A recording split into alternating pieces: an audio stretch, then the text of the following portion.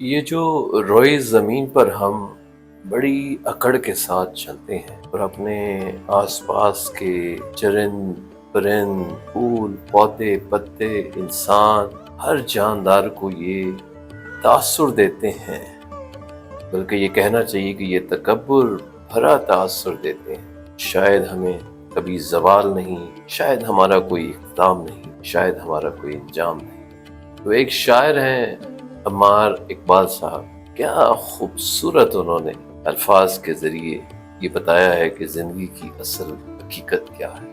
رنگ و رس کی ہوس اور بس، رنگ و رس کی ہوس اور بس، مسئلہ دسترس اور بس، سب تماشائے کن ختم شد، اس نے کہہ دیا بس اور بس۔ اس مصور کا ہر شاہکار 60 65 برس اور بس، یوں رگیں بنی ہیں جسم کی، ایک نس نس سے مس اور بس۔ کس قدر ایک مختصر سی زندگی ہے۔ آپ ایک مدت کا تعین کر لیں تو بہرحال پھر بھی ایک مدت تو ہے۔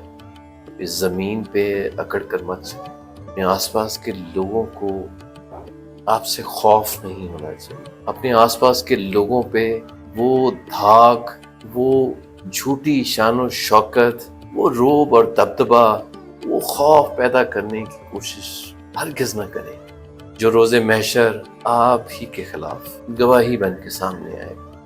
خود سے محبت کیجئے، اس کا بنیادی اصول یہ بنائیے کہ آپ دوسروں سے محبت کرتے ہیں۔ دوسروں سے محبت کرنا ہی اصل میں آپ کی خود سے نہ صرف محبت ہے بلکہ وہ بھلائی ہے جو آپ کو اپنے ساتھ کرنی چاہیے، اس میں آپ ہی کا فائدہ۔ مت ڈرائیے آس پاس کے لوگوں کو، سہمے ہوئے لوگوں پر مزید کوئی خوف کے سائے مت بڑھائیں۔